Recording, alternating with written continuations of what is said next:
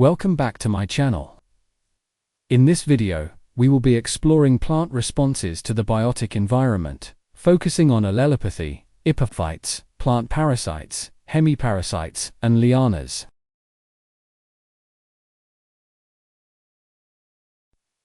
The resources of particular importance to plants are light, water, minerals, oxygen, carbon dioxide, and space in which to grow.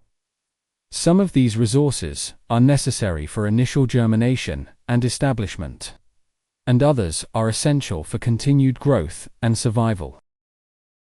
It is also important for plants to defend themselves against being eaten or destroyed by animals or pathogens. In this video, we will explore plant-plant relationships. The relationship between plants is more complex than you might think. We will look at some of these relationships. 1. Allelopathy.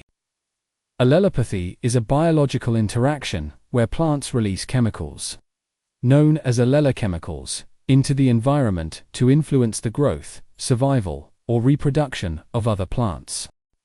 These substances can be emitted through roots, leaves, stems, or as volatile compounds, often inhibiting seed germination, root development, or nutrient uptake of neighboring species. Common allelochemicals include phenolic acids, terpenoids, and alkaloids. Notable examples include the black walnut, which produces juglone that suppresses many garden plants.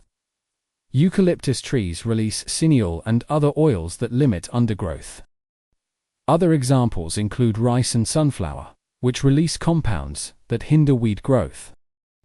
Allelopathy plays a significant role in natural ecosystems by shaping plant community structures and offers valuable applications in sustainable agriculture, such as natural weed control and improved crop rotation strategies. 2. Epiphytes. Epiphytes are plants that grow on other plants, typically trees, without drawing nutrients from their hosts, relying instead on the air, rain, and debris for sustenance. Unlike parasites, epiphytes use their host merely for physical support, enabling them to access better light and air circulation in dense forest environments. These plants are especially common in tropical and temperate rainforests.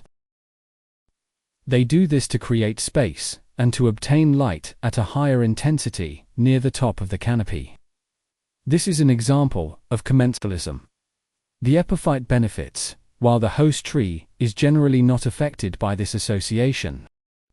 In New Zealand, native epiphytes include various ferns, mosses, and orchids.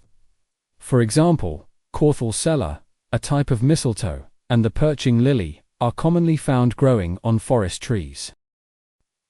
The northern ratter, Metrosideros robusta, often begins its life as an epiphyte high in the canopy, before sending roots down to the ground and eventually becoming a large tree itself. Epiphytes contribute to forest biodiversity by providing habitat and food for various animals and insects, and they play a crucial role in nutrient cycling within forest ecosystems. 3. Plant parasites. Plant parasites and hemiparasites are specialized plants that obtain water, nutrients, and sometimes carbohydrates from other plants through a unique organ called a haustorium. The haustorium penetrates the host plant's tissues, forming a physiological bridge that allows the parasite to extract resources. In fully parasitic plants, the parasite lacks chlorophyll and relies entirely on its host plant for survival.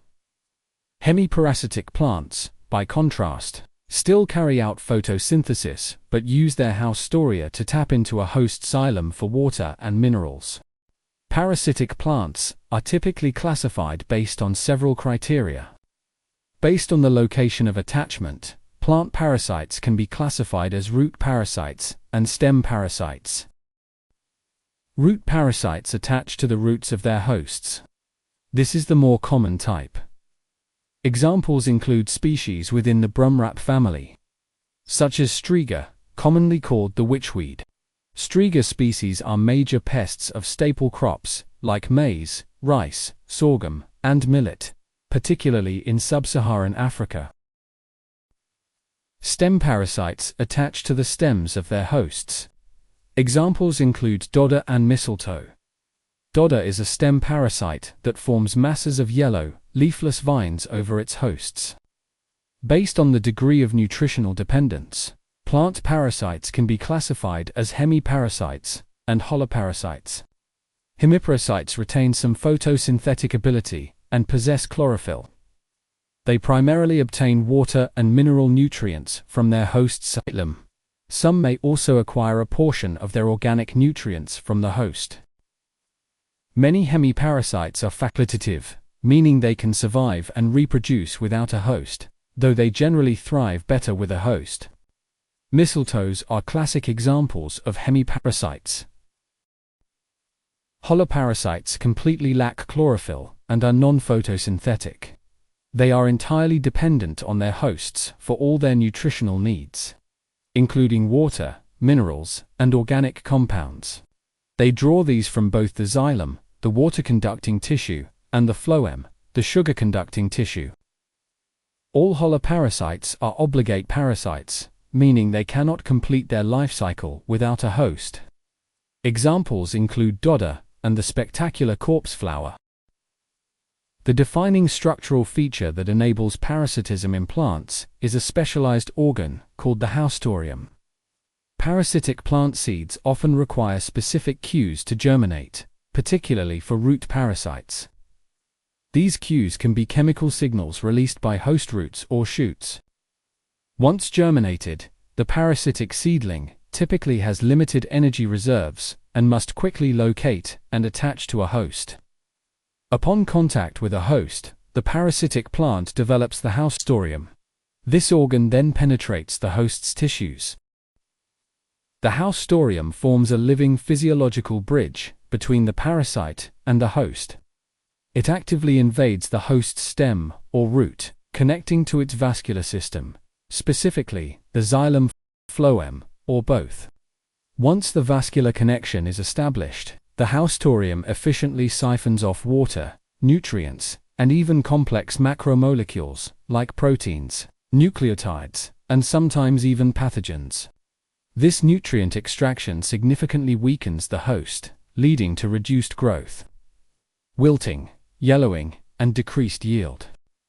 4. Lianas.